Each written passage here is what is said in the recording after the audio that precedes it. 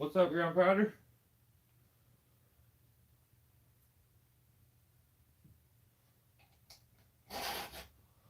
Since I didn't give a heads up, I'll wait a few minutes before I start the live. What's up, Peter? Billy's here. What's going on, guys?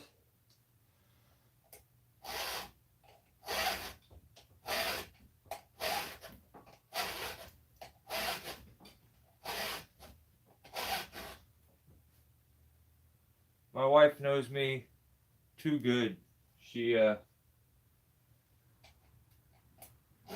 I'm having a rough day. It's been a bad day. And,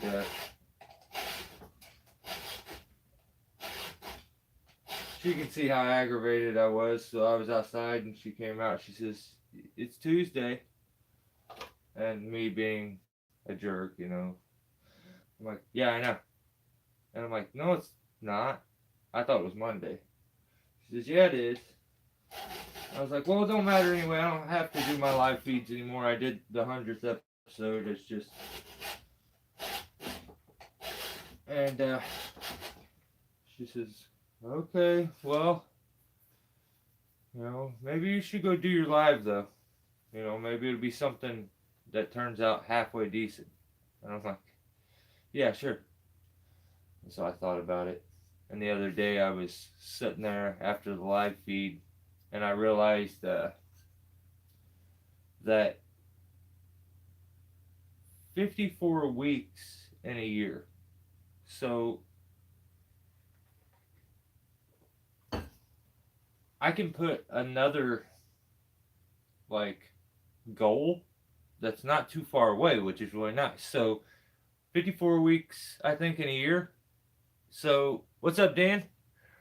Um, so 2 full years would be what, 108 weeks, which would be 108 episodes of Tree Talk Tuesday, one a week for 2 years straight. So right now, I guess we are pretty close to that. We're at 101. So I'm not committing to it, but it's there. So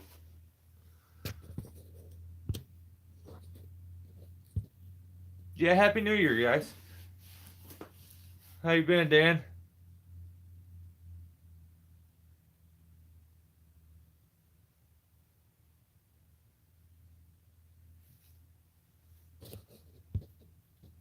Were you live, Ground Pounder?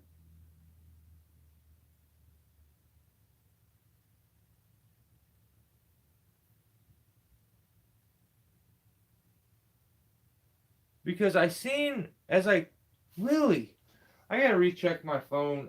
I'm not getting notifications for anything. Because like right as I clicked on to YouTube to start this live feed, the first video that popped up was a picture of you, and it said it was live, but I was going into my live thing to start it right then, but it didn't notify me that you were going live, so I thought it was just an old one. Because a lot of times I'll shut YouTube off and I'll be in my subscriptions when I do it, and then when I link back into it, it's already in the subscriptions. But how is the year going for everybody?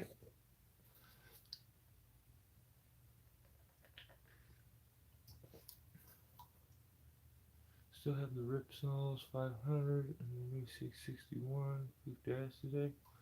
I seen a your video where you rebuilt it, Peter.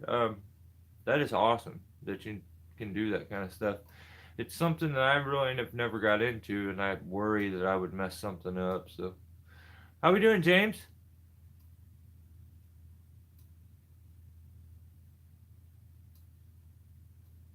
Yeah, Ground Pounder. I originally wasn't, like I said, I wasn't going to. Um, my wife told me I should probably just go do your live feed. You're usually in a better mood when you end those. She's right. So, sounds like there's somebody parked outside. Let me check this real quick. So does anybody have any climbing stuff or rigging stuff they need to go over?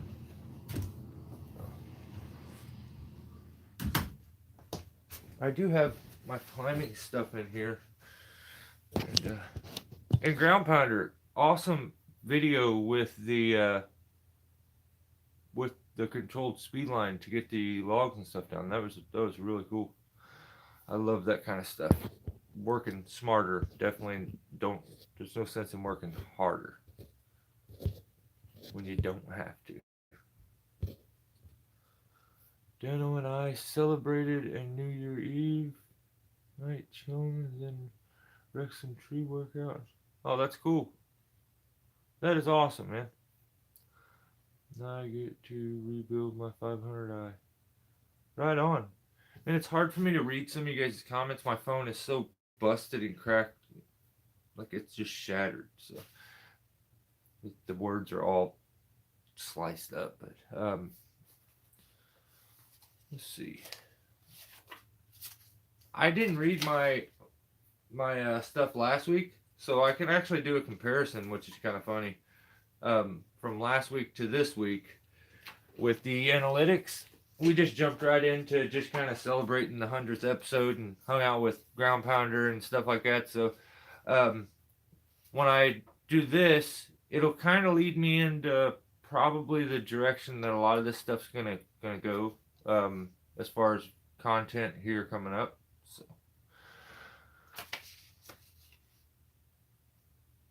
Yeah, Peter, that's the honest truth. Man, I dropped my phone. Sorry about that. I've dropped my phone out of the top of a tree and it hit and didn't bust it. I always get the active version of the phone, which is meant to be dropped and messed around. I don't have an iPhone, so my whole YouTube channel was built and has grown solely through an Android phone, my Samsung. So for those of you who think you can't do that, you definitely can. So I'm proof. But I do have plans of improving a lot of the stuff. I've been trying to get the microphone to work. I can't get the mic to work because I want to do some demonstration stuff and be able to give you guys the full view of it and be able to walk away and you still hear me. So I have some stuff like that coming up. Should be kind of cool. No, I don't really have. Not that I can really think of. I'm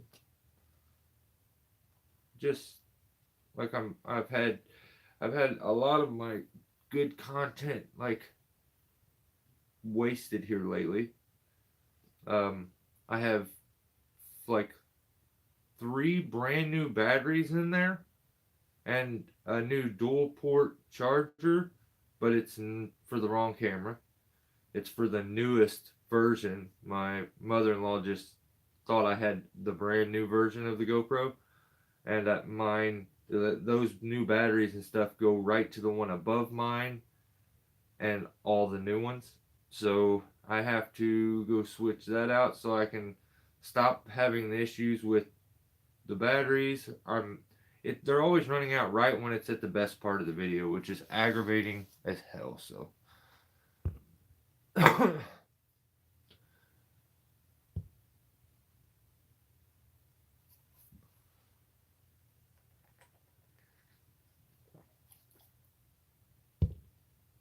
yeah, I got a POS phone too. So John Bob's the man. What an awesome dude to hop on my feed and walk me through timing my salt. Oh, that is really cool.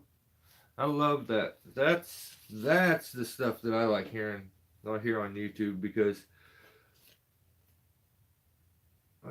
I what I really hope, like, I know that my channel's not going to be huge, but I feel like I have a good core group of guys, and I'm hoping like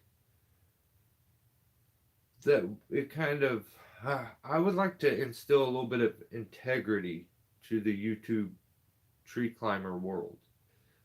Um, And I'm going to show in the next video. I'm having a ton of issues uploading this video. I've been trying for 2 days. I can't even get it out of my editor and onto my phone, but it's done. Um, I'm going to show you the difference between, well, or how a climber or a content creator can take footage and make two completely different videos from it. Okay? I'm going to give you the start, how it actually happened. And then in the next video, I'm going to give you the Hollywood start into the rigging, the climbing, all the crazy madness. So I discuss it a bit in the video, but I want to show you how easy and I don't want to talk for anybody, but I know that this is done a lot on YouTube. I've been guilty of it myself, where you want to make yourself look good. You want to accentuate your good points, and hide your bad. That's the name of the game.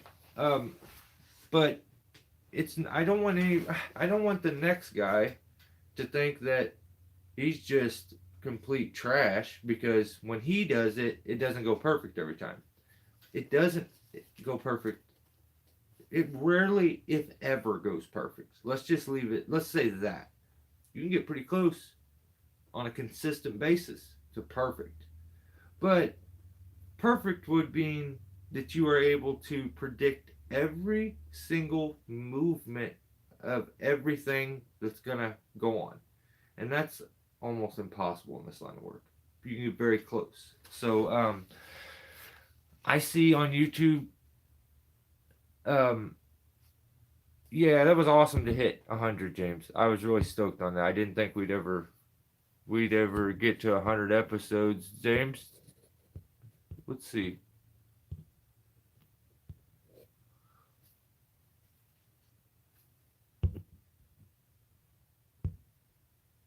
Let's see. He spent almost 3 hours with me.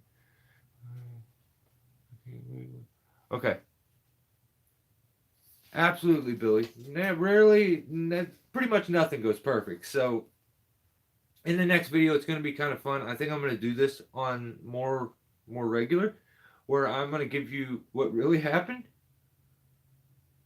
and then in the next one, I will give you, maybe even on one, maybe I'll go back to back, but it's so different. Like, you can look like a superhero at all times if you want. That's just not This is not reality, though. So I notice on YouTube, it's very, very, very just littered with um, regurgitation. Like, because like they're not even getting the food swallowed before they're throwing it back up. Pretty much, like, they're watching a video, running outside, and making a video of what they just watched. When it comes off pretty obvious, I can understand that, because I feel like you're gonna have different audiences from channel to channel, so maybe you can spread some knowledge to someone else, but why not try that in the field, test that, learn the ins and outs, and then give the details. Like, I could have went in depth with the CMI rope jack and all the things that you can do. I'm not there yet. I need more time to mess with it. I've been messing with it, and I've figured out some things with it with the help from like guys like Greg and stuff. Greg immediately messaged me and was like, "Hey, there's a spot on the bollard that you can clip to that'll work." Well, my bollard is different than some of the other ones. He's got like pipes on the back, or these teeth, and it gives it a gap between the tree and the bollard where you can get it clipped on. Mine sits too flush. So what I did is I took a ratchet strap, or not a ratchet strap, but let's see. I took a speed line strap, and down at the base where my bollard attached, where the ratchet strap goes, I clipped on there.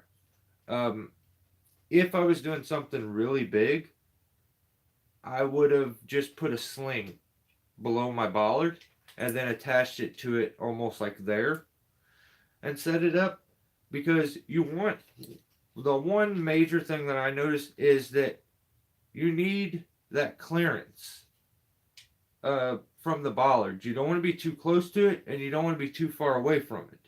So it gets like the action of everything becomes floppy and flimsy the further away you get, and then it becomes real tight, and like you don't, it's not efficient if you're too close. So I figured that part out. I just clipped into the ratchet strap with this, and then made sure that I had I'd say 4 to 6 inches of clearance there, and then bollard when I had it extended all the way up, and then it worked great.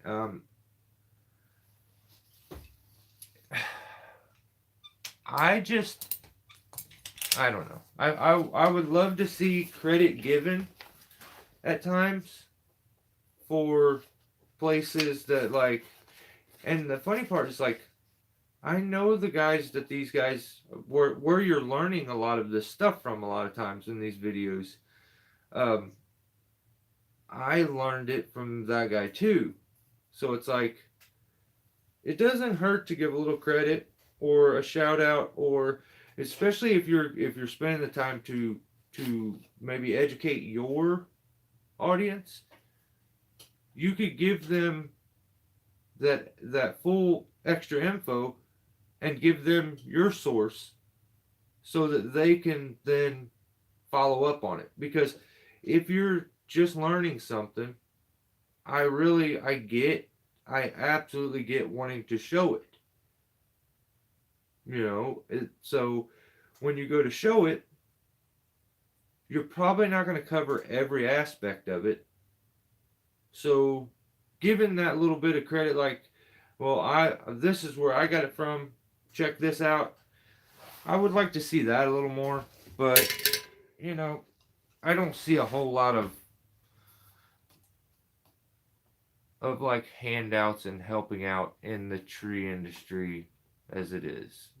So it's usually a pretty tight knit little group, and then there's the rest of the tree world, and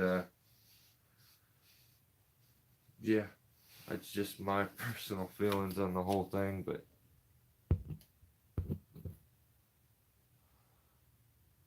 I see people prefer my longer vids with little to no editing. Yeah, yeah, I mean, they're more relatable a lot of times, Peter, those long form videos, because you're able to kind of see the problem arise, see the problem solving process, and then see the result. So you get it all. But it's really hard to keep someone's attention for that long. Because most of my videos, even my shorts, you look at the percentage of the video that gets watched. And having a bunch of subscribers doesn't mean you're getting views. It absolutely doesn't mean that at all, because I mean, I put out videos that get a couple hundred views, and that's it. Videos that take me a week to edit, and like, I have so much confidence in these videos, and then I upload them and 300 views. It's like, oh, that's a kick in the crotch. But let me catch up on comments real quick. Um, Apparently the Hero 12 has a longer battery life to help that cause. Yeah, and they work better in hot and cold weathers too. So, I have 3 of them inside, so I just can't use them. But if anybody's curious why I just said that, Peter said apparently the Hero 12 has a longer battery life to help that cause. And it does. It also helps for cold weather, hot weather. It makes the batteries to where they work better. And they're a specific kind of battery too, I think. So, um, yeah, that's it. What an awesome tool to have. Yeah, it is. It's going to be very, very, very handy in a lot of situations. I'm going to enjoy using it. The main question I get from people is the are the teeth very aggressive? So I'm trying to get it to you guys because they're not really. I mean, that's a little rough, but they're not that aggressive. They're not like little spikes. Like I have foot ascenders and hand ascenders that are very, very aggressive. I'm sure I have a hand ascender here somewhere. Let me find one. Or is that my foot ascender? Yeah, here's my foot ascender. Let's see what it looks like. So, foot ascender. Oh, wow, yeah. Foot ascender is way more aggressive.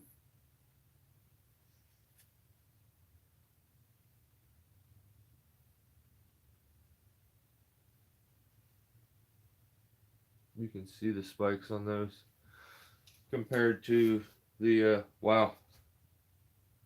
Yeah, that's I've never really noticed it. I'm surprised both my hand ascenders are on one side. That's weird. Usually I have them separated. So that because my bag has two sides and I hate when every time I'm looking for something I go to open one side, it's never the right side that I need. So I'm like, well, I'm always needing a hand ascender to lock the oh, here's another thing we could look at. To lock my maze dam off a lot of times. So we can look at the knee ascender. Let's see what else. There's a hand ascender. And how about my other old knee ascender that I made? What if we look at that too? Here it is. So it was made out of a Panton foot ascender. Here's the actual straps to the foot ascender right here. And here is the Panton. So what I did is where the straps go through in the back, I just took some zip ties and zip tied the bungee to the back there, which kept everything straight. Then I took a little piece of like a ratchet strap and then sewed it together and sewed this link onto the end. So then I can take and open this link up and then I can slide a foot loop in there and adjust it out to the right height. And then I just clip that. And the length of the bungee made a lot of difference. And so I had to kind of mess with that, moving the knot up and down so I got the right action. But let's see. Oh, wow. Yeah, that one's even more aggressive.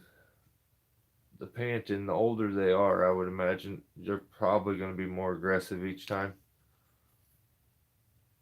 I wish the camera would pick the damn thing up.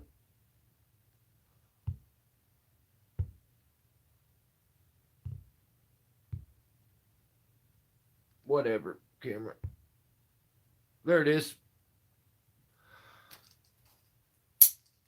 So that one's crazy. Let's see what the Haas knee ascender looks like. I know it's aggressive because I store it like this. I take the foot loop part with the protection thing and then I stick it in there. It kind of folds everything up, keeps it kind of nice. But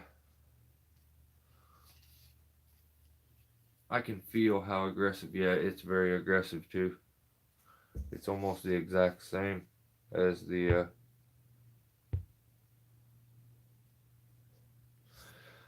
as that Panton. So surprising, actually.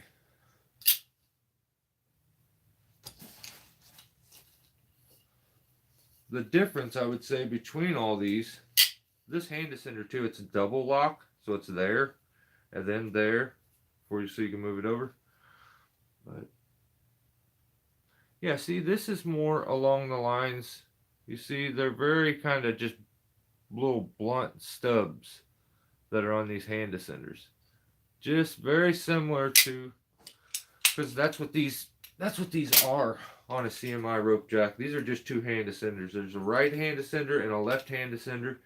And if you was to take these, like a right hand descender and a left hand descender, attach them to a axe handle like this,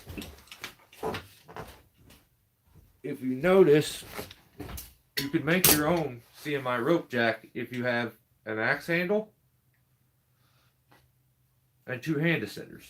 So just look at this, the way it's set up. That looks like an axe handle. The curvature and everything's just the same.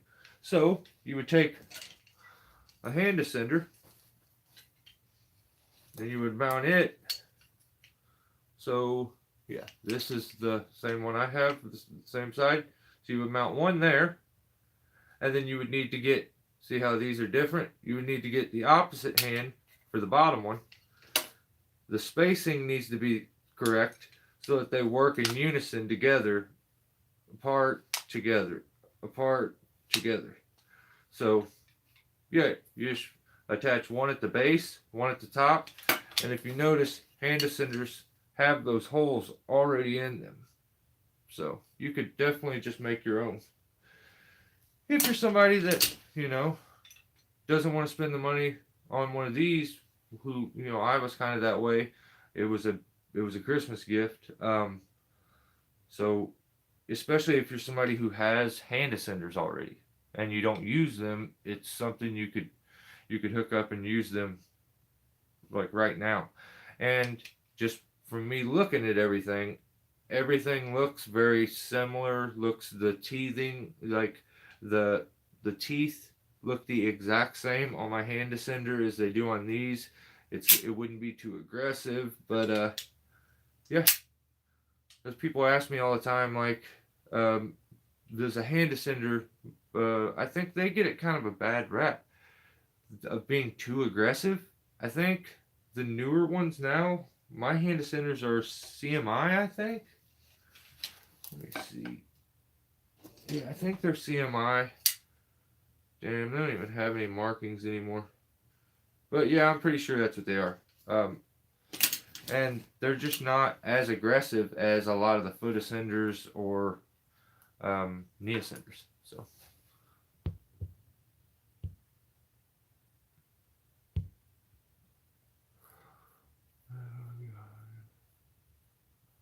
Looks like that might be hard on your rope.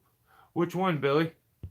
This I don't think it's gonna be hard on a rope at all. I wouldn't be like, the issue that I would say that you're gonna run into with this thing is how big of rope will it accept. So I think 1/2 inch is about as good as you're gonna get. So a lot of times when you're wanting to rig with a big rigging rope, I don't know that you're going to be able to do that with these. So that's where you're going to run into an issue. But a lot of times if you're wanting to lift and do stuff like that, you're probably not doing huge stuff. So I can probably get away with a 1/2 inch rope or something. I probably need to invest in a good 1/2 inch bull rope. Maybe even a little smaller than that. I think 1/2 inch is enough, but because I have a 9/16 and I have a 5/8, so the next one, you would think I should just get something bigger, but I think I'm gonna go with smaller, but much longer, like 300 foot or something. Because I kind of run into where I need a rope like that sometimes.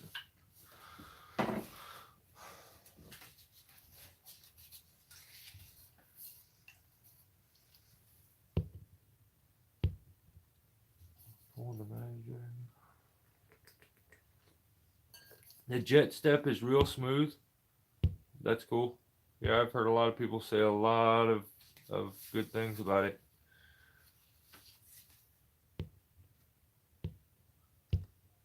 Jay, what's going on, brother? How you been? Oh, and if maybe if Greg gets on here, I can show him. See, Greg, mine doesn't have those like pipes or the teeth things that you put on the other ones right here. So when it sits against it, flat against the tree, this bar. See, Greg has it set up so you can clip to this bar for the tree jack and use that. But mine's just butted up to the tree too close. I guess if I'm removing the tree, I can just take a little notch, cut a little notch where that's going to clip in, or flatten it off, make a little dip. But it ended up working for me. I could just clip down somewhere here. I could probably put some. I was actually just thinking about welding one of those unscrewing rings right here on the side and just attach it there so that I could crack it open and attach things to it. But I don't know yet. I have some of those. I could just attach one right here, but I don't know. I like where that's set up for me last time. What I ended up doing to because Greg wanted me to clip here. I couldn't do that, and I tried clipping here, but then a lot of times, depending on where the rope was going, or if it was to the side, it wanted to slip out here, like keep coming off. So I ended up taking a prusik and wrapping it around one of the sides, whichever side I like. Because a lot of times when you're rigging, your ring it comes down to your bollard, you're most of the time using one side or the other for almost the whole time. So I was rigging off this side, so I knew this side was going to be open. So I just put a prusik around that a few times and then clipped to it to give myself that 4 to 6 inch of clearance right there that I needed to get like max lift the whole time.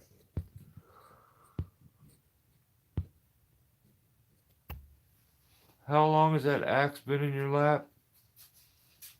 Not long. Not long. That's my GBX. I gotta it's still good, but I gotta re-put, the things fell out of the end, and I think it started to get loose. Or maybe it didn't. Maybe I just got to worrying because those came out that I was gonna lose them. But yeah. I always try to wrap my axes because everybody always is like, hey, can I use it? Can I try it? And then first thing I do is whack a chunk of wood and chip the handle.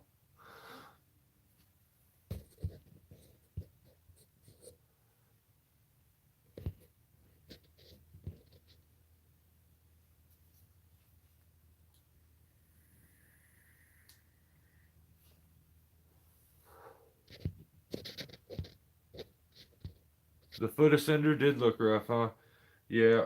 Yeah, they're just, I've never really paid attention to it, if I'm being honest, Billy. Um, till now, to notice that all the foot ascenders are extremely aggressive. The knee ascender as well. So, and in comparison to my hand ascender, it's that they're way more aggressive. So, I'm almost caught up, and then I'll read this to you guys.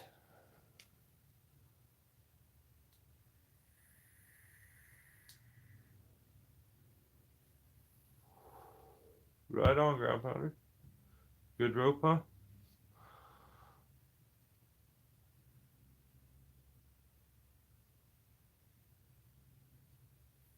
Cool. We use 9/16 and 3/4 the most. Yeah, Jay, that's kind of. Actually, I have a half inch that I use all the time, but it's short now. It's I think a Samson, so it's a 12 strand half inch, just an all around rope that I find myself using for everything. It fits and works really good in the tree jack or the maze dam.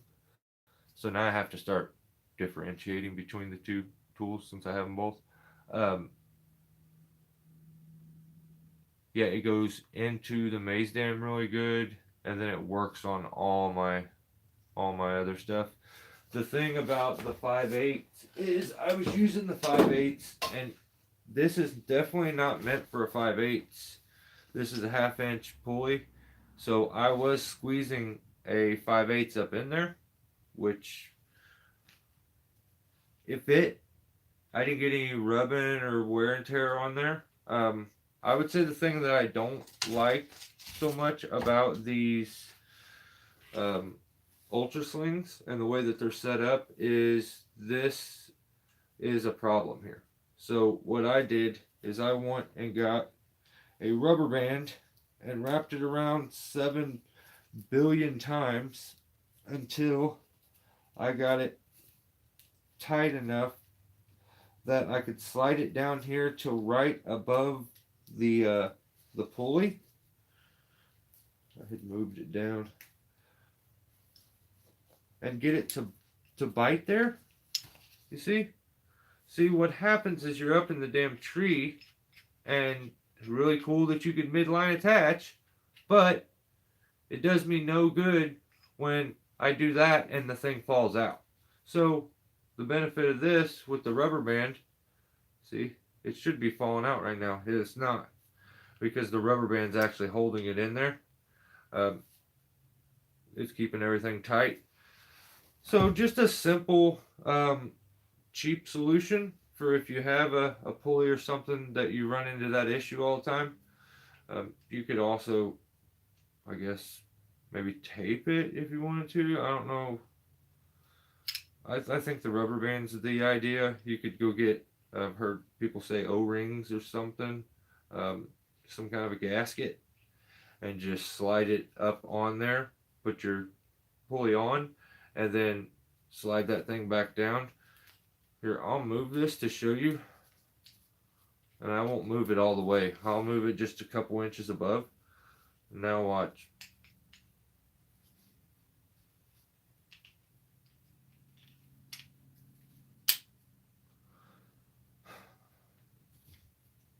What the hell? Oh. So, damn it, I didn't want to slam it down on my bollard like that. Whatever. Good figures. That's my day that I'm having. So, if you notice, it's beveled there a bit. So, it dips in. So, if you can get it in the right spot, it wants to fall right out instantly. It wants to bite a little bit, but yeah, it as I was up there, I dropped it quite a few times, which is extremely aggravating. So, simple solution: put it up in there, get it good and snug and in the right spot, and then push a rubber band down there to kind of bite down on it. Um, that same kind of a concept you can use on like speed line straps to connect your carabiners and stuff, but I like that. It works good for me. I'm not telling everybody to run out and put rubber bands all over their stuff, but if I just broke the rubber band actually trying to move it. Yep, I'm gonna have to put a different one. Well, that sucks. I need to get those fat rubber bands that are like real thick. They're meant for like, I see them on produce and stuff, like when I go to buy asparagus, they'll be on those and they'll be wrapped around it. They're real thick, strong. I think I may have some inside, but I'll check when I go in.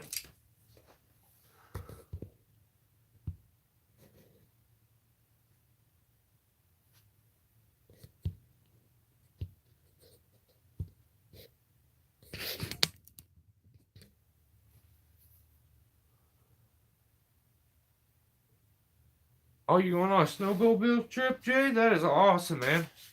Well, good luck and make sure you stay safe, man. That sounds like fun, though.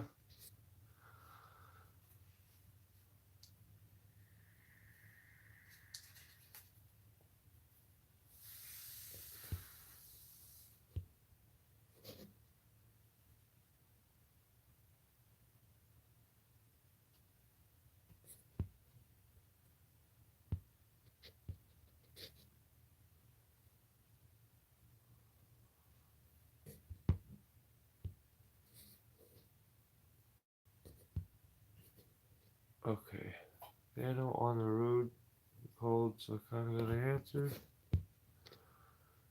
You received some killer stuff. Yeah, I got a couple of tools that I'm gonna definitely be using a lot here in the future. So, I'll catch up on comments, but I'll do this real quick. Um, last week I did okay. I should have done my analytics for the 100th episode. For that week, I did 4 videos, which was madness. Um, 2 shorts, 1 live stream, and 1 community post. I got 3.9 thousand viewers. So it was crap. That's very low. Because this week I did 1 video, not 4. 1. I did 4 shorts, which is double what I did last week. I only did 2 shorts last week, but I did 4 this week.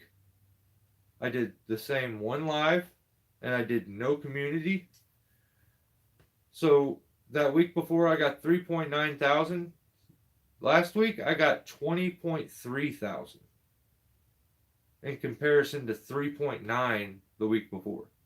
So if you're looking for a pattern or regularity when it comes to YouTube, don't it's so all over the place, and especially with this kind of content, unless you're gonna find a lane that hasn't been exploited yet, it's gonna be tough. So, but sometimes people just find you and you're a character. So I mean, I'm not a character. I'm just a simple dude that knows a few things. Enjoys sharing. So I can help people without having to fully get to know them and become friends. All of this, I can put it out there and it helps a lot of people. So if I have to go out of my way to do all that, you guys know me, I'm not the people person. So this benefits, this lets me do what I want to do, but keeps away some of the stuff that I don't want, which is all the interaction, physical interaction with people, where you're meeting new people nonstop, and you know how it is. But so 3.9 thousand to 20.3 thousand. I think I got like 20 new subscribers this week. Oh, 29. This week it was all short videos that ended up doing the good stuff. Here's where I was saying, when I discuss this, it's gonna kind of let you know where we're gonna be headed.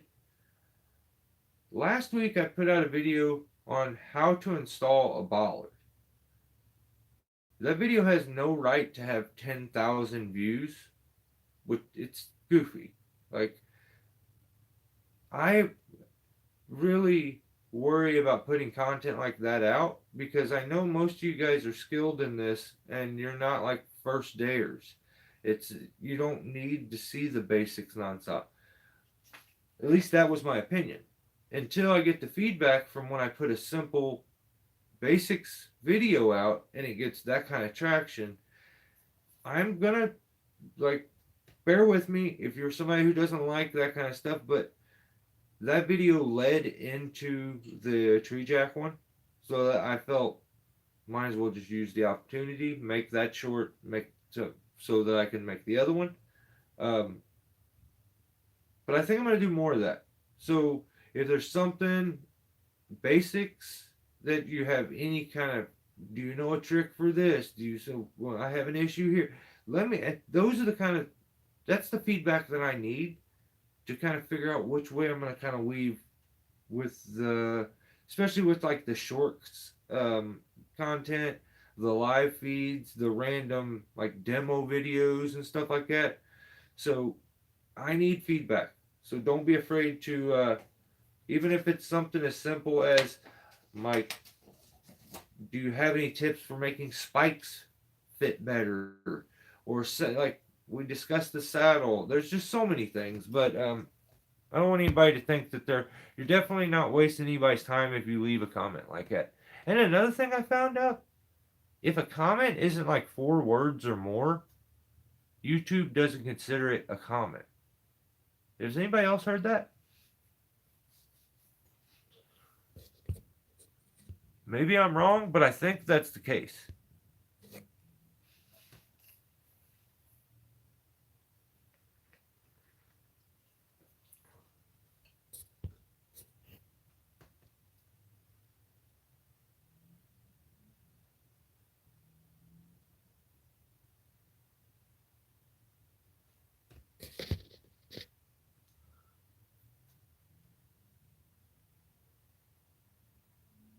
I may have to custom make you one. Oh, hey, I would cherish it. That makes me think of my buddy Mike Frizzell, who doesn't hang out with us all no more. But what a good guy. I hope he's doing good. Um, he gave me that 150. Just always been such a good dude to me, and that it was funny when I first got that 150. I was doing a video and we were on our way back from a long trip of taking a tree down. And on our way back, I told Davey, I was like, "Get in the back, get in the back seat." And he's like, "Why?" I was like, "You can get up here in the front in just a second. I gotta do something." He hopped in the back, and I reached back there and grabbed that little saw and put it in the front seat, put the seatbelt over it, and then I took off driving and started the video. And was like, "Now all is right in the world, and everyone's in their right place." And I panned over to the saw and Dave in the back, and Dave realized what I was doing. Then he's like, "You jerk!"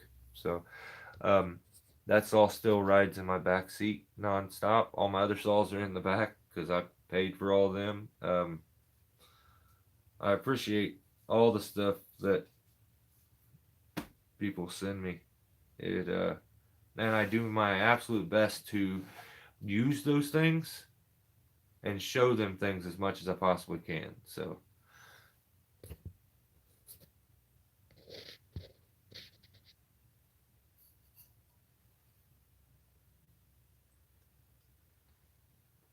rubber bands for cash. Oh, yep.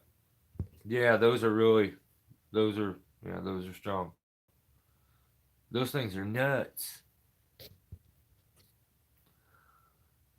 I just run some nylon whip lock stitching and it'd be set. Yeah, I want to be able to switch that on and off though. Um, that that end on that I think is gonna work perfect for my B string, and I also think I may be able to get the safe block. I have some things in the works, so I hate to fix it by splicing it or like making it permanent, Peter. That's why I was so stoked on the rubber band option.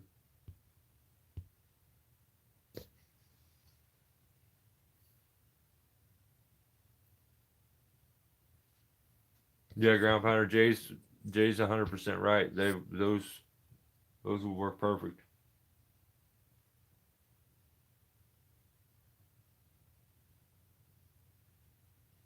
Yeah, because you could easily turn this into a retrievable set that is a eye to eye set, um, by putting you know this here and then on this one attaching something there, and then you rig off both and make sure it's a big enough ring that the knot will pass through this one and catch this one to bring it back, or in opposite. But we have a lot of fun things I want to do with this. So I don't even know who makes this. Oh, Rope Logic. It's a 5/8 made out of 10x, 18,000 pounds. They did a great job closing the end. That is probably the best end that I've ever seen on any sling or any rope. I used to be very fond of the way All Gear used to do their sewn eyes. They coated them completely in a plastic cover, and then they put a plastic um, eye opening thing that goes in there. that you would clip your carabiners in, it would stay stiff in it. They weren't all floppy. So I used to be really fond of how they used to have their setup. And I thought I had one of the eyes here where I could actually. Oh, you know what I do? This one's pretty tore up, but oh, there's the other one. So like that. Do you guys see these? They come with this cover over all the stitching, which you can see the difference in the way that they're doing it. If you notice, that's a side by side stitching there. It looks like, yeah, which they don't do anymore, and I wonder why. Because here is their new version, and as you can tell, it is an inner core with whip stitching at the base. So that's the exact same rope. This is the old version. This is the new version. And yeah, that's a really big difference from, if you guys look in there, the way that's set up. That's a side by side stitching that they're doing there.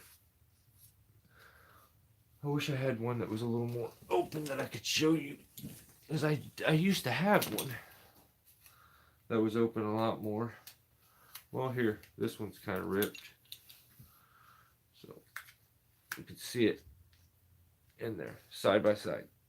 That's actually kind of a wide open.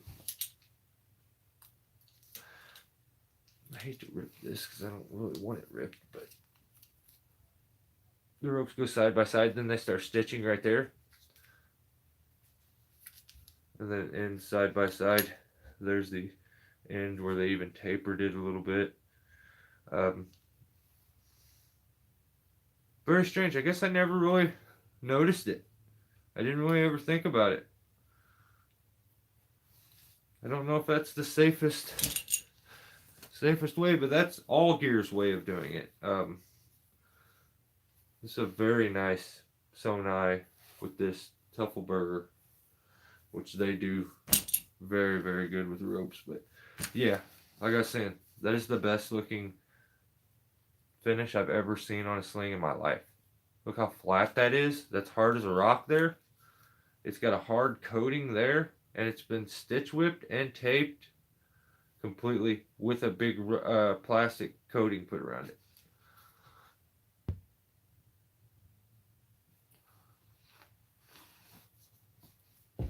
Dano, you better be careful. He's driving down the road listening. You're a wild man. Oh yeah, I don't know. Oh, the week before, the one I missed, I did 188 likes. Last week I did 555. The week of Christmas, I did. We only had 4 shares, as far as people sharing videos. This week was 17. Then there was 47 comments the week of Christmas, and then there was 93 comments this week. So yeah, and I made like $71 that week because you guys did all them donations, which was crazy. And I think I'll get the other half of, or well, the other part of that with the couple bucks that I make from YouTube. I'll get the rest of that probably maybe this month, I think. I don't know how exactly they do it, but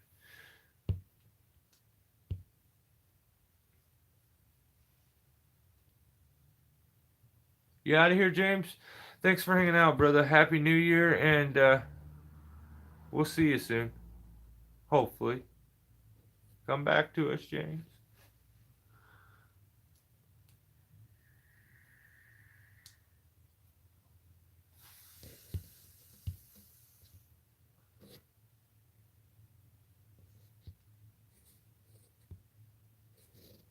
You guys are awesome. I just see everybody in the comments. When somebody says they're leaving, everybody tells them bye.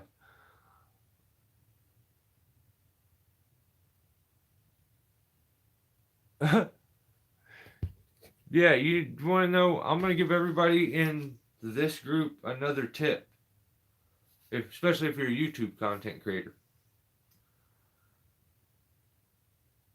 Maybe remind people that if they're going to leave you a comment and they want to help out with your analytics, for some reason, that 4-word thing, I don't really understand that. Because you can get a comment across in 1 word, 2 words, an emoji. But apparently, if it's not 4 words, it doesn't exist. And, oh shit, what was the other thing I was going to say? I wish I wouldn't have went back and said that one again, because now I just forgot what. Let me read the comment. Oh, now I remember. Um, a word that we all use a lot will get your video pretty much blackballed, and that's dead. We deal with a lot of dead trees, removing dead trees, taking down dead trees, hauling away dead trees, falling dead trees. The word dead, especially in your title, not the best ideal anymore. They they pretty much hide you. So just a heads up, a little tip for anybody who also makes videos. I want to see everybody do good. So that's just one of them things that you wouldn't know, and I've done a billion times, and I think that's probably where a lot of my videos, don't get viewed like I would like. So, but Jay, yeah, that would definitely get some good views.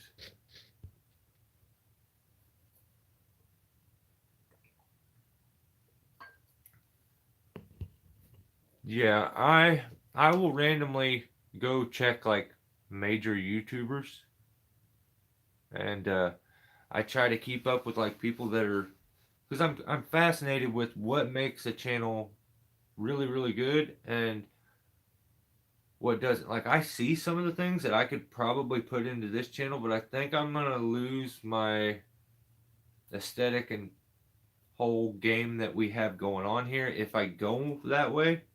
So I do try to integrate a few things here and there, but I don't want to do like a full facelift to everything and make everything different, because it's kind of like I'm okay with this slow build, and I like the crew that we have, and you guys know me. I just don't like change. So, but yeah, I do try to keep up with that kind of stuff, because for some reason it'll help your, like, the rules don't make sense to me when it comes to YouTube and the way all this.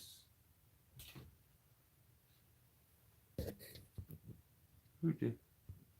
Jay, what are you doing to me? Ah, what did Jay put? Ah, okay. Um, he says for some tannerite. I got a home light.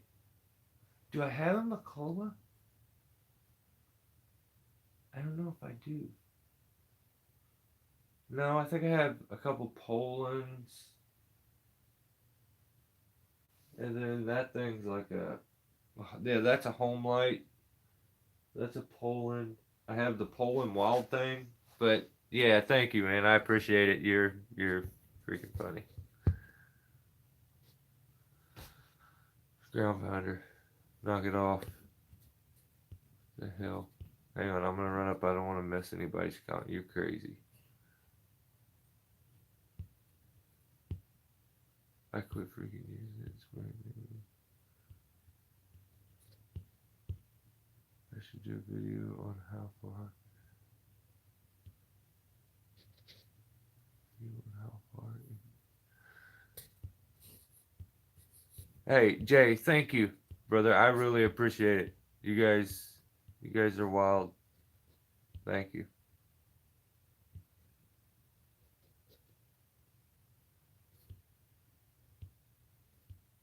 dude. Jay, this is like the third time you've donated too. You don't have to donate, man. I greatly appreciate it. You guys are so awesome. I like it's unreal to me. But you don't like it. For some reason, YouTube has kept track of you, and it says you have donated 3 times on super chats on live feeds. So thank you for every time you've ever done it, man. I appreciate it. It's recommended not to splice both ends of the rope until it's worn and so that it can be milked and cut.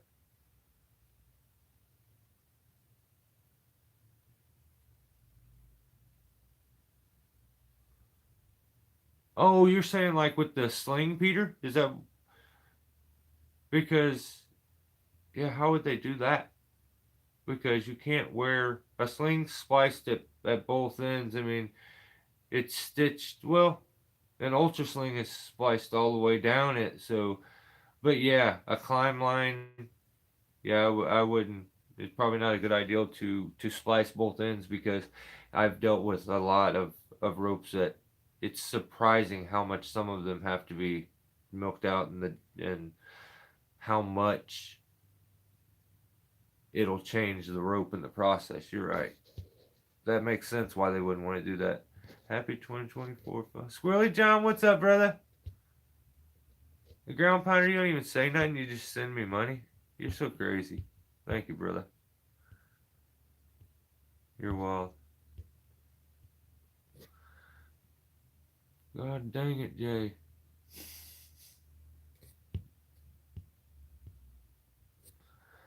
Hey, Billy, have a good holiday. Was Billy leaving? What the heck? Or is he asking? You have a good, okay. Right on. I thought Billy was leaving. He didn't say nothing. Yeah, how you been, John? Kids and the wife are happy, so I'm happy. You know how that goes? 100%. You're doing everything right if you can keep them happy. That's all that matters. I did a short with a McCullough and Tannerite. Got 5,600 views. That's awesome. That is so awesome. What you should do, Jay, is take that same video and repost it, but retitle it, and just, it'll do even better. Mess with the title a little bit and repost it again as a short, and I bet it does even better.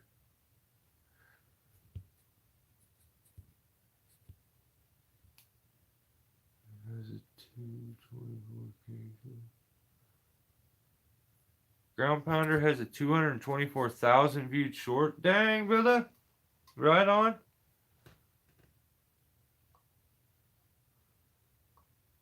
It's the. Hey, thank you, Jay. I appreciate it, brother. I really do. Dang, only need 3,776,000 to go GP. Imagine that. I didn't know. Yeah, yeah, it's gonna. It's especially I think when you get into those bigger ropes. Um, I've noticed that the more strands a rope is, often the less it needs milked. Um, like I have 12 strand rope, it needed milk quite a bit. When I've done stuff with like 24 strand rope, it's not as much, but it's gonna a lot of those ropes that have a sleeve, they're sleeved. That have that outer exterior and then a center core that's completely different. Those sometimes it can be crazy how much that you end up having to take off or adjust on it when you get the entire thing milked out. I've noticed like a good way that I've found is like the tree jack. So running it through the tree jack, or not the tree jack, I would just say the maze dam. So I'd run it about halfway and then extend it like quarter of the way, tighten it up real good, then extend it halfway, tighten it up real good, then extend it 3/4, tighten it up real good, and then all the way, tighten it up, and then release it. And you can use your bollard on each spot, so you can just like anchor it off, so that you can release it real easy, or just climbing with a real good prusik, even going like old school with a taut line, to where it really bites down on it, and you can. The more you use it, try to use the whole rope. You can, instead of untying at the end, finish pulling your rope the rest of the way through to milk the rest of that rope out when you have those new ropes, um, and you won't get those like big kind of chunky spots in the rope where you can't, like, you don't want that space in there. You want that rope to be same diameter the whole way down, because you can you get a little bit of perspective when it's all the same. You know everything's solid in there. You start to see a spot a little skinnier than it should be. You're like, oh no, it's maybe broken there, or cut, or so. Yeah, I've had some ropes that I've had to milk a lot. Probably I've lost 10 foot off of a rope easy before, on having to milk the rope out. My brother had one, and I think he ended up losing way more than that.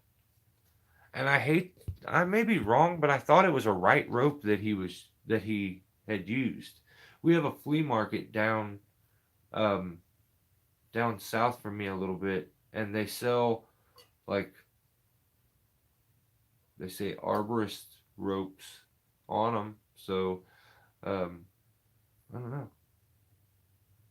They're like they're decent price too. I mean, they're like buying it new from a store, which is crazy because they're a flea market. They should be way cheaper. And all the ropes, I think, for the most part, were like that I seen were extremely outdated. So I don't even know if legally they should be selling them, but I don't know. Ropes, the old stuff, if it's not being used, I feel like is worse on it than when it's being used. It just sits there and kind of dry rots.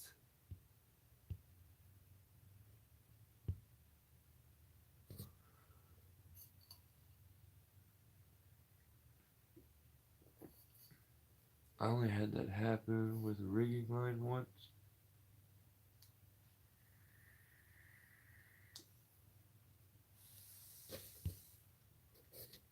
I got a bag of rope a couple times, and like I think they sent me like a 40 foot, maybe not even 40. It was like 30 foot piece of some like Samson green. It was this green stuff, but it had a white core to it, and I don't even know really what it was. Like, maybe it was a miniature bull rope or something, but it had a full core to it and just this outer sleeve.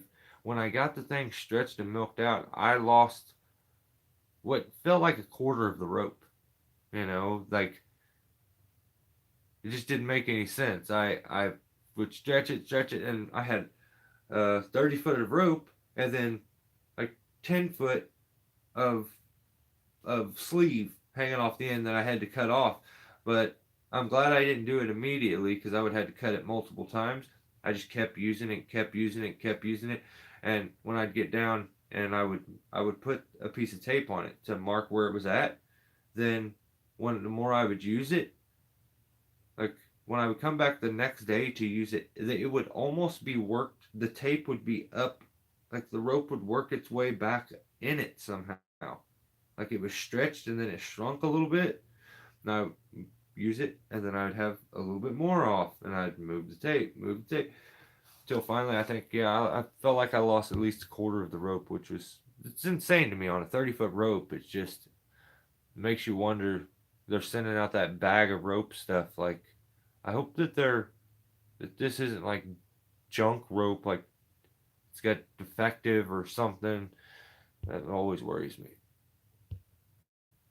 But I got some really good ropes from some bags of ropes. So, on the other hand, it's a great deal, and I've got some pretty cool stuff from it before. Or it used to be a great deal. Seems to be kind of expensive now.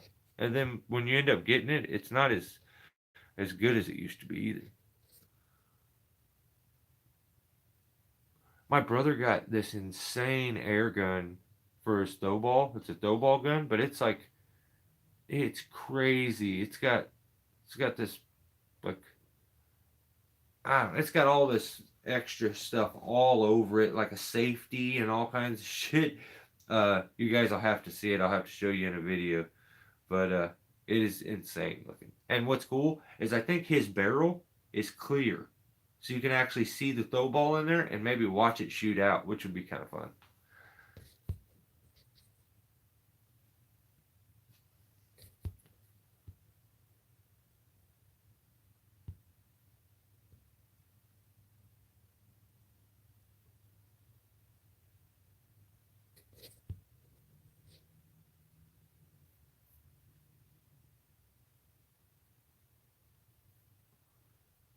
Friction is rough on ropes, especially rigging lines.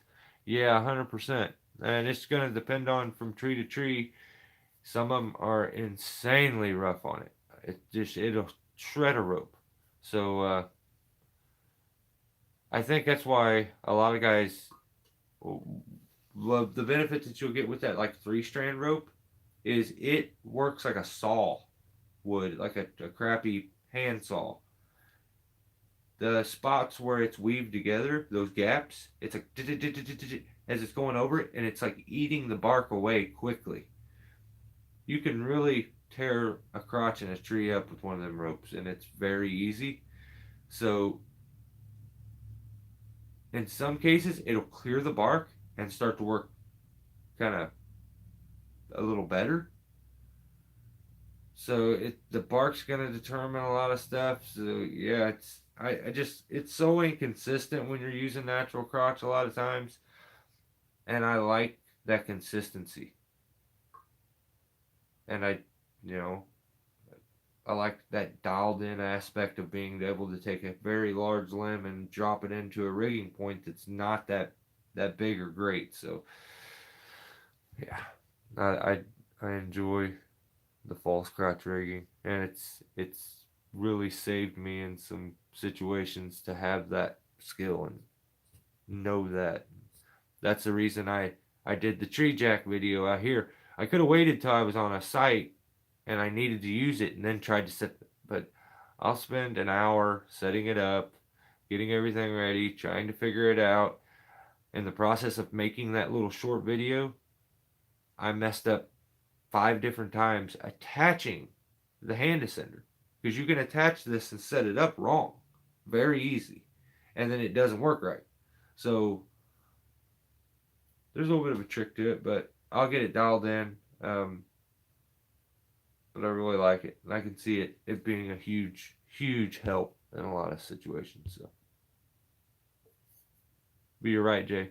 The natural crotch, the friction is tough on a lot of ropes, but you're gonna if you're using pulleys or rings, any kind of false crotch rigging, you're gonna get much more longevity out of your rope, and you're not going to damage the tree. I know damaging the tree isn't important in 99% of the situations because you're probably taking the tree out.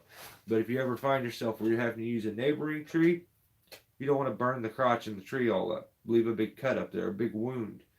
Um, that's where being able to set some rings up works awesome. Other times where there's not a crotch there's nothing to rig off of, and you need to rig a piece, false crotch rigging not only is better on your ropes, but it's gonna do and give you the ability to do what a natural crotch can't. It can't be moved. So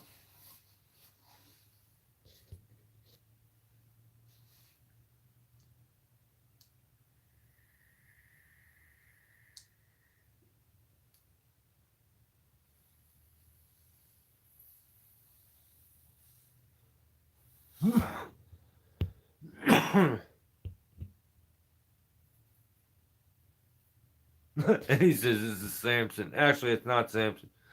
I almost never use a natural crotch anymore. Me either, Peter. I just don't. I just know how hard it is on my ropes, and I don't like it. So um, I get max use out of a rope always, and natural crotch. will wreck a rope really quick.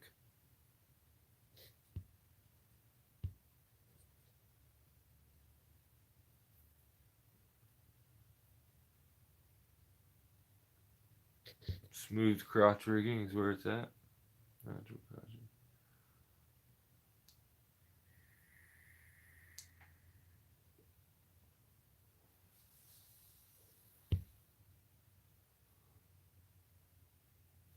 Yeah, there's some dirty, like, rough,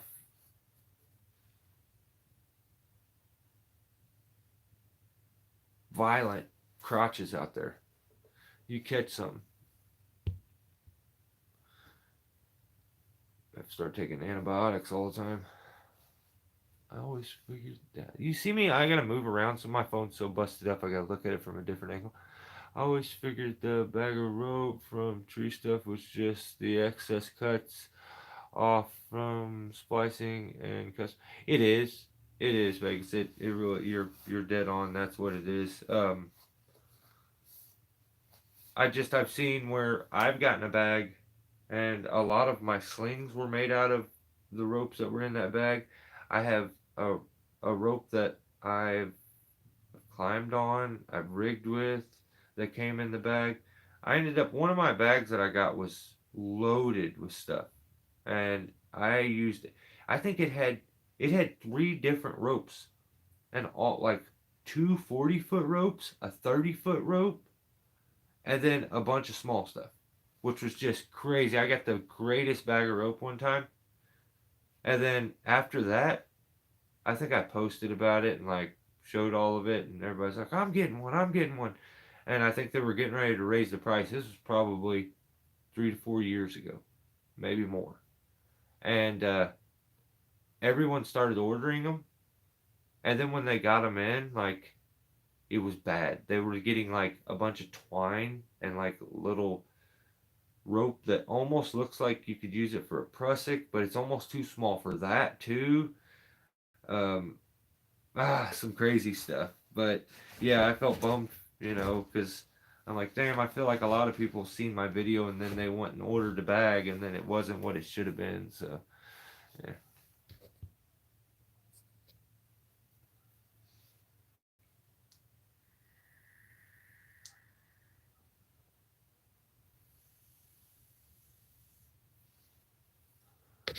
yeah, dirty crotches are just not clean. That's why I'm nope.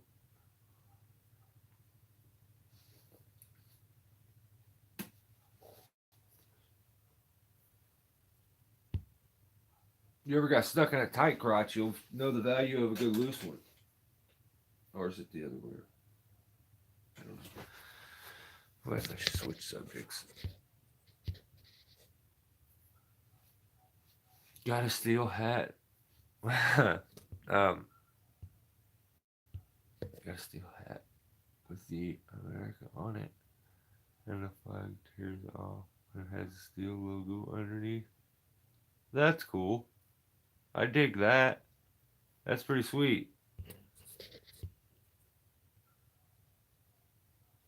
Yeah, yeah, it can definitely. Some of yeah, it definitely goes both ways.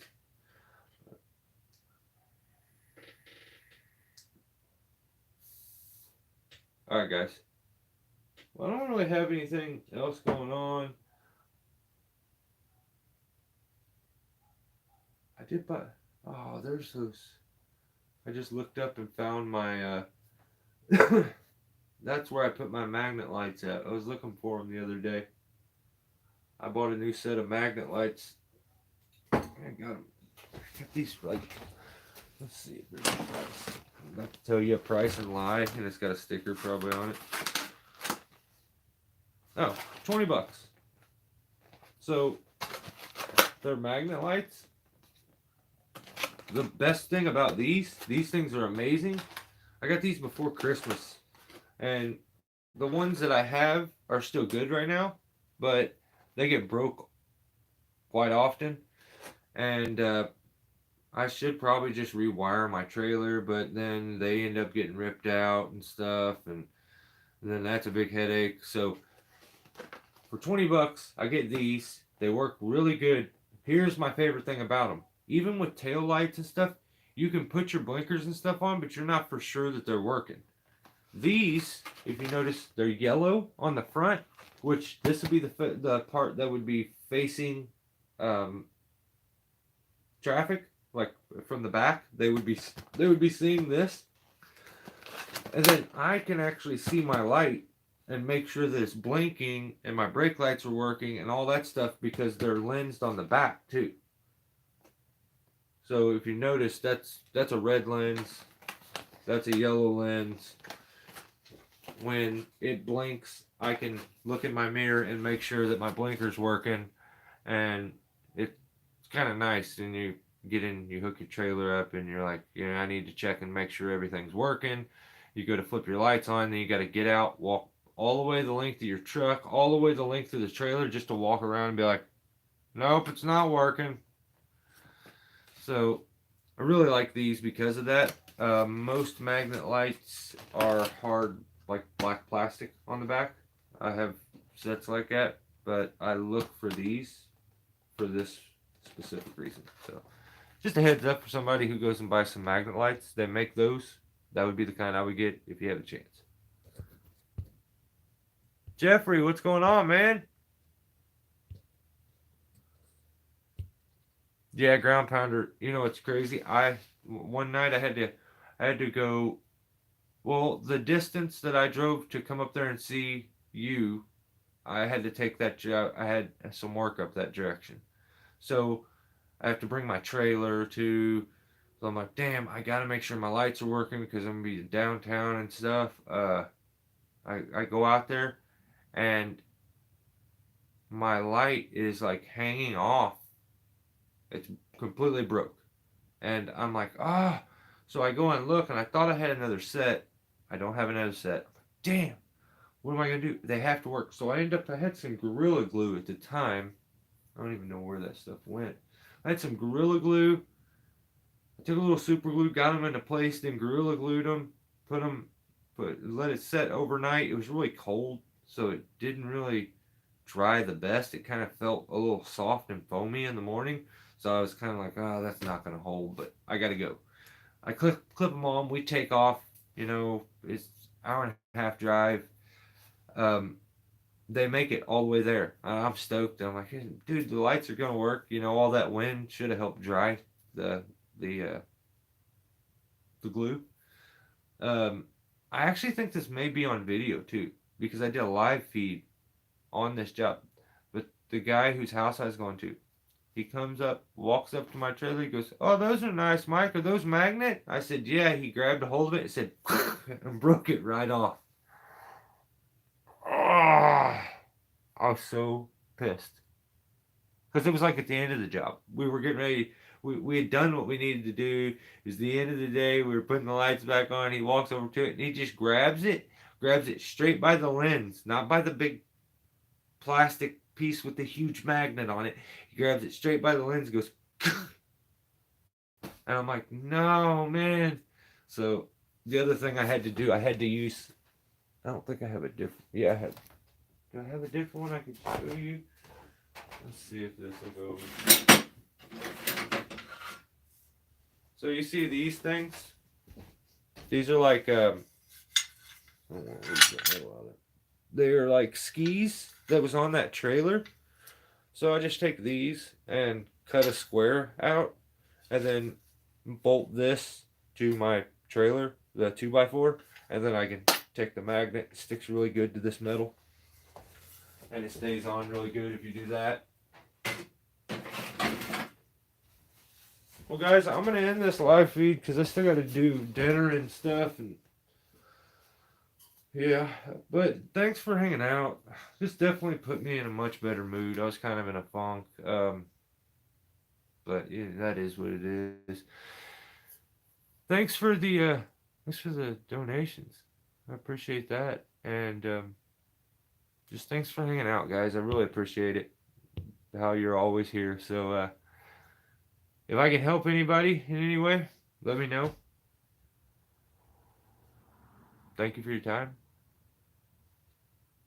Thanks for your attention, and maybe we. You guys are awesome.